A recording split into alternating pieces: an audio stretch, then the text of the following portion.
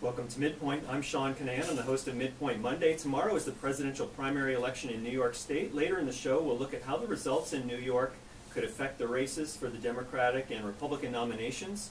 But first, we'll look at education and criminal justice issues in Pinellas County. A coalition of religious groups is asking Pinellas leaders for three things: to reduce education disparities, they're asking for alternatives to arresting youth, and for funding basic human services. We'd like your input, so here's how you can join the conversation. The number is 813-239-9663. You can email your question or comment to dj@wmnf.org. You can text us at 813-433-0885. And if you call in now, you can be first on the air. Before we begin, we have two quick listener comments about our last show. We talked with Kara Jennings on the last show. She's the woman who confronted Governor Rick Scott about health care and women's rights in a coffee shop. Here are two comments.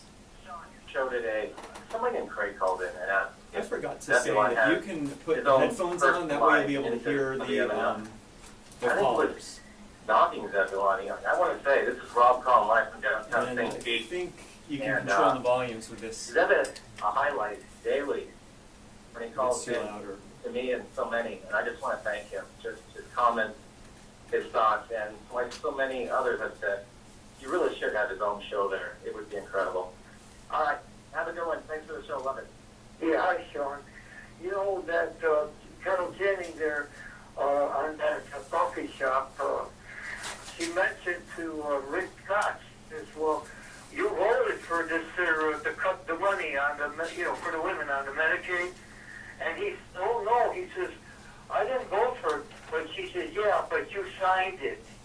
So that's the part I was, I played that last week. He said, well, I didn't vote for it. Rick Scott said, I didn't vote for it. But she said, yeah, but you signed it. So I didn't hear it this time, Okay, this is Lawrence from Bradenton, Florida. Okay, thank you.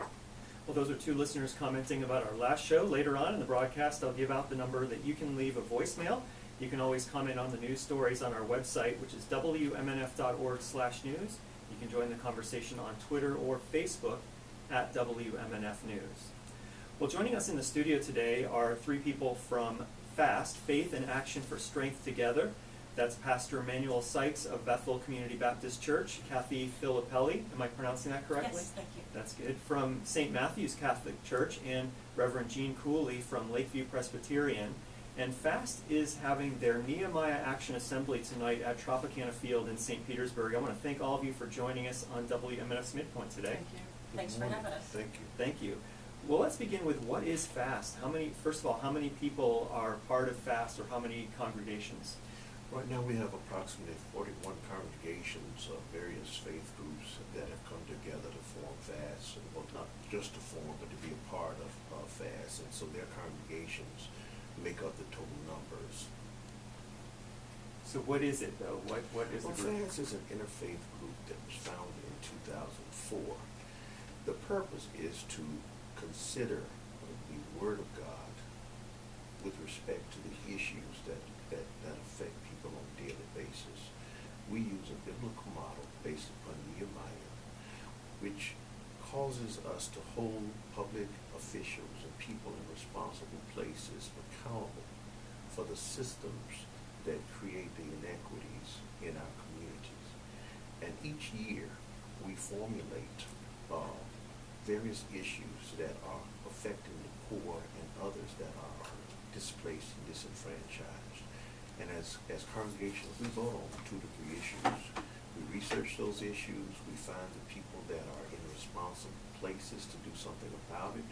And through our research, we're able to provide them with models elsewhere where these kinds of problems have been solved or alleviated to a great extent. And our assembly is the time when we bring those officials before all of those congregants and we pose the questions to them of why these issues exist and what are they willing to do unilaterally to change them. It's not a surprise to them. We've negotiated those questions. We've had several meetings with them, and so they know, and oftentimes what they might have said no to in a smaller setting when they see, like last year, 2,600 people looking at them waiting for a response, they sometimes have a change of heart because they realize that the people of faith have really combined to stand against injustices in our communities. 2,600 people, that sounds like an ambitious crowd for a weeknight in the St. Petersburg area. And I think last year you were at the Tropicana Field as well. So you have a venue that's essentially a unlimited size almost. And to get that many people, is that what you expect for tonight? Our expectation is that we'll have 3,000 people or more. And ultimately our goal is to have 10,000 people to be there in attendance so that the officials and people in power can really see a groundswell of support from the faith community that are demanding that our society resembles what God requires rather than as it is now. We'll talk in a few minutes about what your questions to the elected leaders will be tonight. But let's talk first about what some of your accomplishments have been in the past. In the criminal justice area, we've been concerned for a long time about youth arrests. Florida arrests more juveniles for minor misdemeanors than New York and Texas or California. It's shocking the number of children that are arrested for trespassing in a neighbor's yard or throwing something out of a school bus or talking back to a teacher. And the majority of those children are children of color. They're disproportionately affected by this. In the past, we have gotten the Mayor Kreisman 2 years ago agreed to hire a police chief who would make a priority of reducing youth arrests. Last year, Chief Holloway was at our Nehemiah Action, and he announced the creation of a Second Chances program to give children in St. Pete immediate consequences for misdemeanor behavior. And in fact, they have served 108 youth this year to date. And how about affordable housing? Has that been something that has come up in the past at Nehemiah Actions? Yes, early on we were able to secure from the county commissioners $19.2 million for an affordable land trust fund, and we've been monitoring where units have been built. We also make those available for our residents and congregations throughout Pinellas County so that people may know where to find affordable housing. And we look for people that were making $4,000 or less for such places to live. The Nehemiah Actions began in 2005, I believe, and so in the 11 years since, you're talking about accomplishments that have been happening since then. You've also had some advances, I guess, in the dental area, where dental clinics have come up and have been funded by the county. Is that what it is? Yes. In the previous years, FAST won dental care for an additional 3,000 people. However, there are over 12,000 people in Pinellas County who still cannot access dental care. Our research shows that there's very little access also to ongoing mental health care in Pinellas County. So we are now looking into that issue this year. And what about the issue of jobs? There's some concerns about people not being able to find jobs in Pinellas County, and in the past, your group has made that an issue. What we did in the past is that we got the city council to agree to form it wasn't an ordinance at the time, it was a memorandum of understanding that the contractors who received contracts with the city of over $2 million would hire ex-offenders and the most long-term unemployed. We had approximately 30%, 10 of which would be ex-offenders. And we tried that for approximately a year, and it didn't yield the results we wanted. So last year, Mayor Kreisman, and along with City Councilman like Carl Nurse, worked to make it an ordinance that contractors that receive projects of $2 million or more in St. Petersburg were required to hire ex-offenders and people that are, receiving public assistance. And that has generated quite a number of hours on some local projects that have begun. So we're looking forward to that, making the kind of numbers that will really impact a lot of those people, specifically in South St. Petersburg, where you have pretty high concentration of unemployed and ex-offenders. So before it was an ordinance, your plan wasn't working great, but you think it's since it became an ordinance, it's been more effective? Yes, it was an incentive program initially, where the contractors that complied with those goals would receive less of a 10% holdback. That 10% holdback that was standard for the contract would be diminished as the job went on, so it would give them more upfront capital. And that incentive sounded good, but it didn't yield the results that an ordinance requires. Well, our guests in the studio today are Pastor Emmanuel Sykes of Bethel Community Baptist Church, Kathy Filippelli from St. Matthew's Catholic Church, and Reverend Gene Cooley from Lakeview Presbyterian. They're with FAST, that's Faith and Action for Strength Together. Their Nehemiah Action Assembly is tonight at Tropicana Field in St. Petersburg. It's 12:17 in the afternoon. You're listening to MidPoint. I'm Sean Canan, the host of MidPoint Monday. And if you'd like to join the conversation, the number is 813-239-9663. You can email your question or comment to dj@wmnf.org. You can text us at 813-433-0885. And I thought I saw someone on the out. Yeah, we have Dulcine in Tampa. You're on the air. What would you like to say? You're on the air. Go ahead.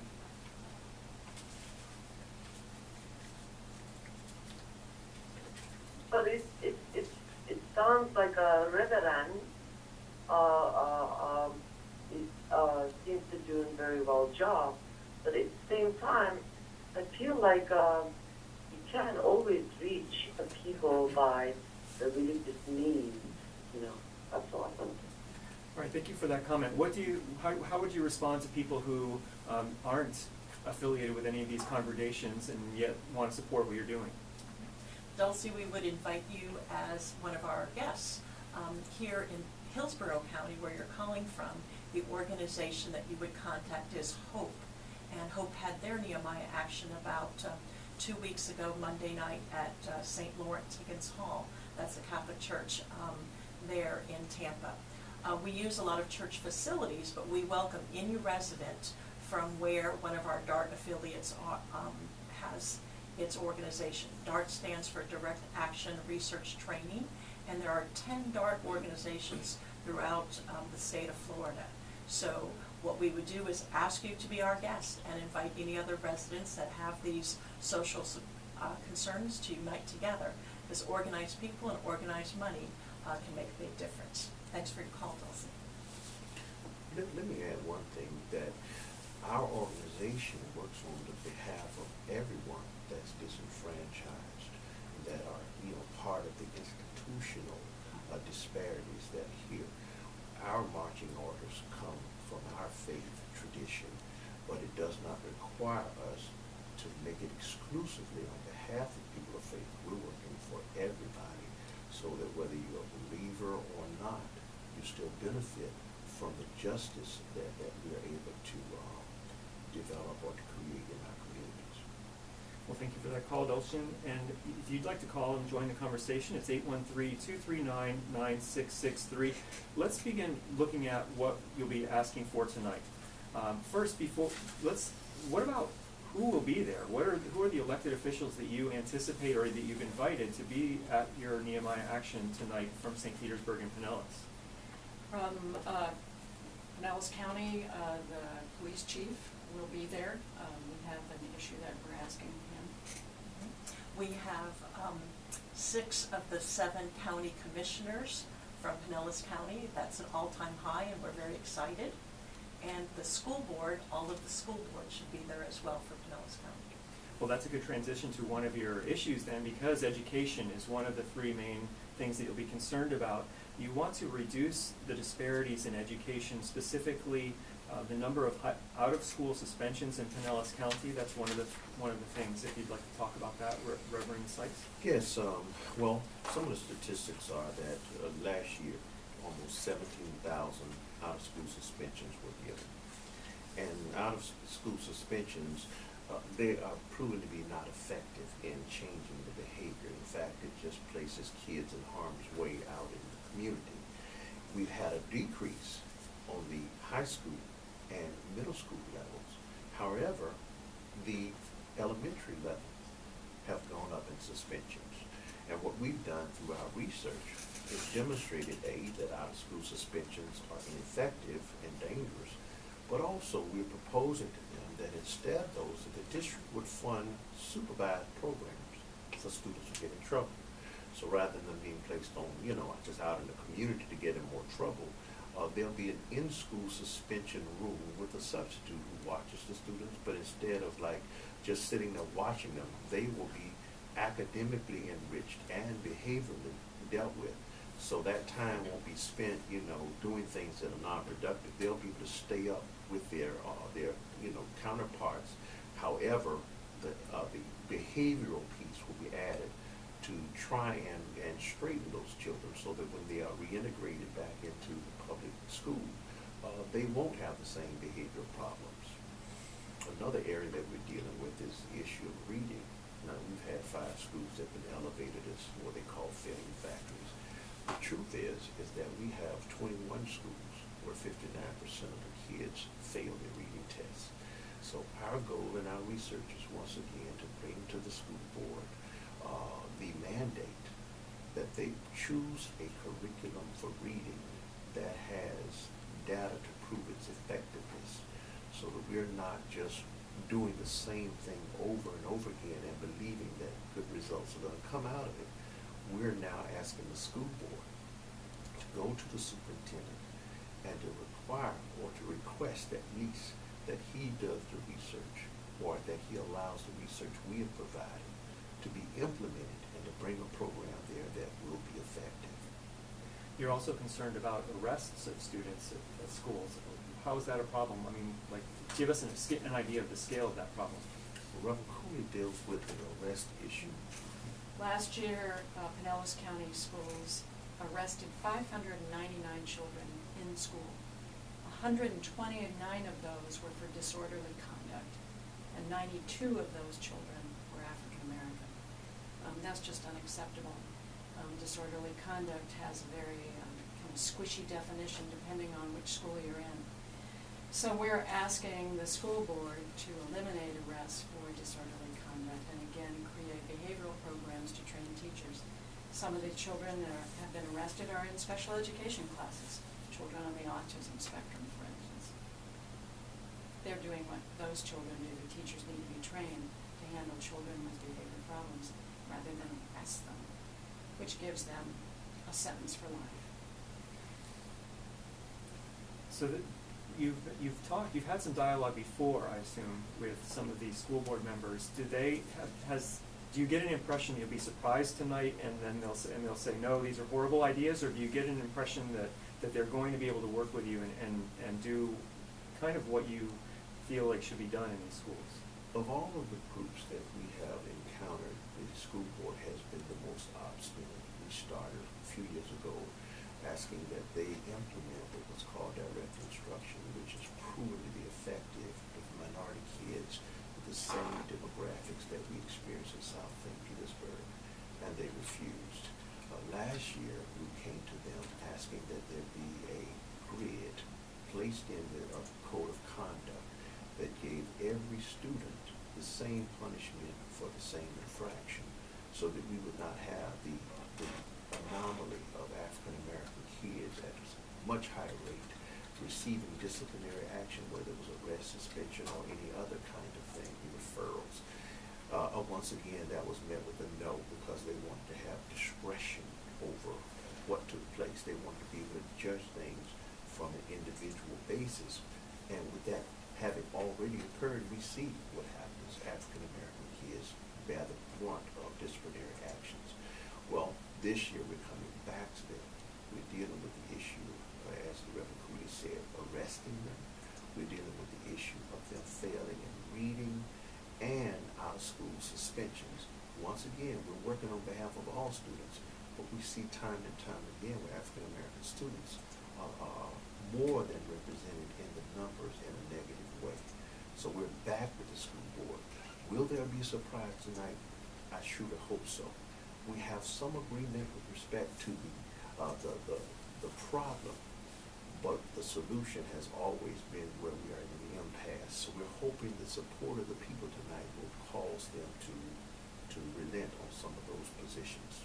And the elected officials, they stand up on a stage and they're facing these thousands of people and they're asked direct yes or no questions and they have to answer yes or no. Exactly. And again, they've received these questions ahead of time.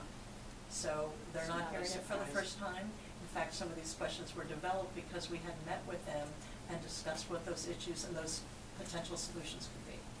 And we've all experienced politicians and how they can give an answer that sounds good, but it's really the opposite. What happens when if that were to happen tonight? If a no is given, those gathered are silent. We do not boo our officials. We appreciate their time. We expect them to have thought about this and come prepared. Any official who gives us all yeses to the questions will then be given 30 seconds to possibly a minute to speak to us about their concerns. Very similar that if you go to the county commission, they have a timer running for when the public speaks with them. Do you ever have you had this experience where someone has said yes and then their actions in the next 6 months or a year or whatever have been the opposite? Well, we had an issue where the county commission set aside $15 million for over a 3-year period to give $5 million a year to working with affordable housing. The year following that commitment, when the budget came up again for renewal, those monies were diminished, and we had to return to the table with them and to get them to keep their word. So everything that we receive in the way of a promise or commitment, we have to follow it up and hold them accountable until such time as they perform according to what they promised before those people. We will sometimes negotiate on stage.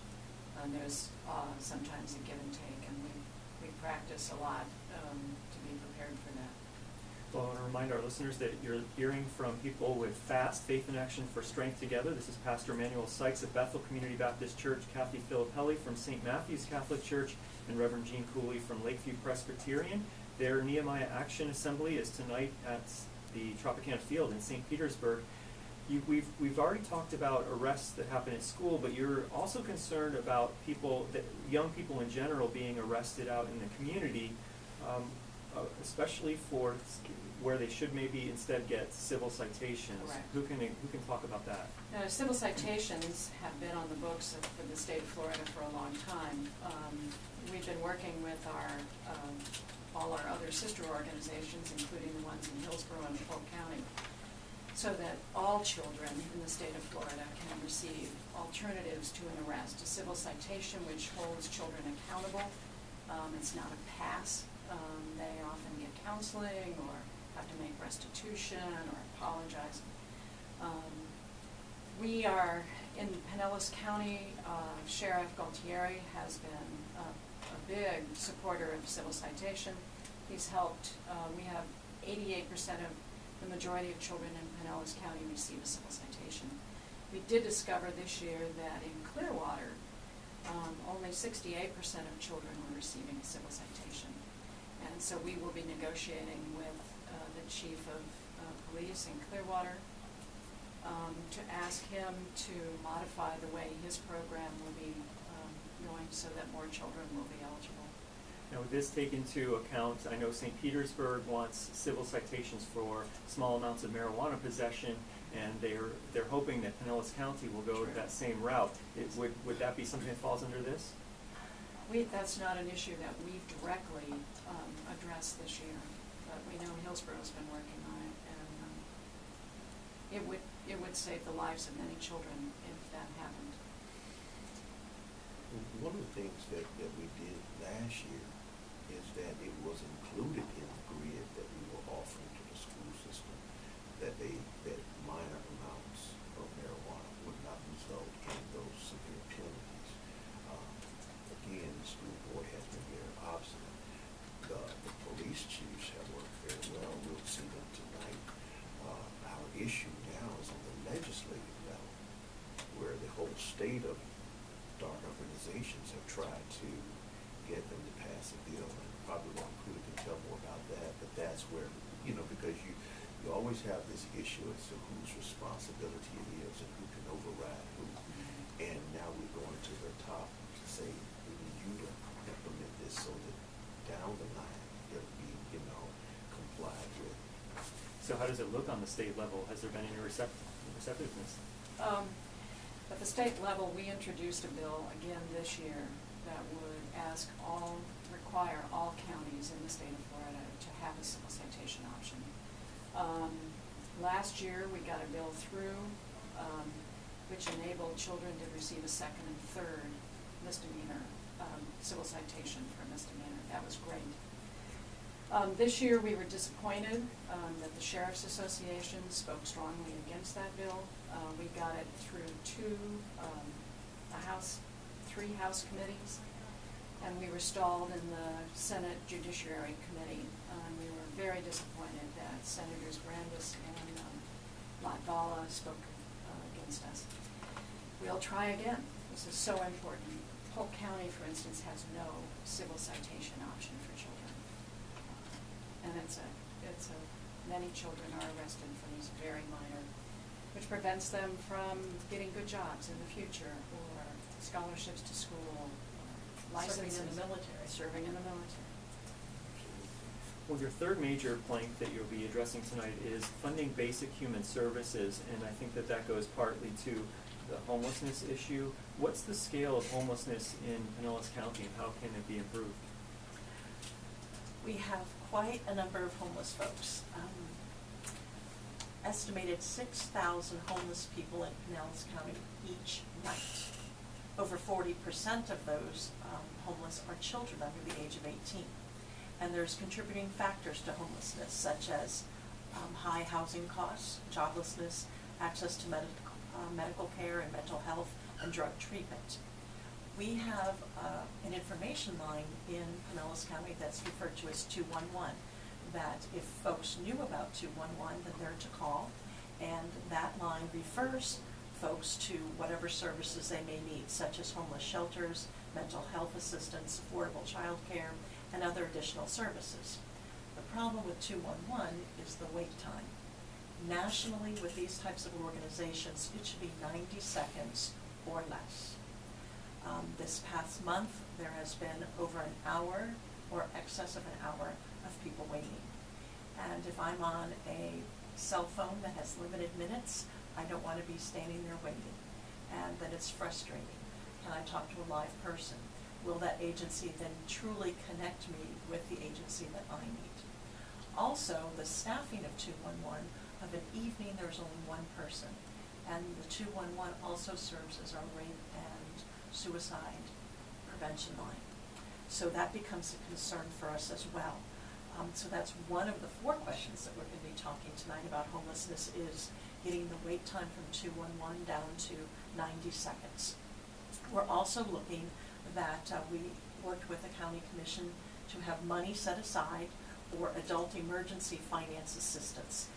Those were folks that who especially need emergency care, and so that's happening, but again, we need more money. We need over 25% to go more to not only mental health crisis, but preventative means. There's a means of income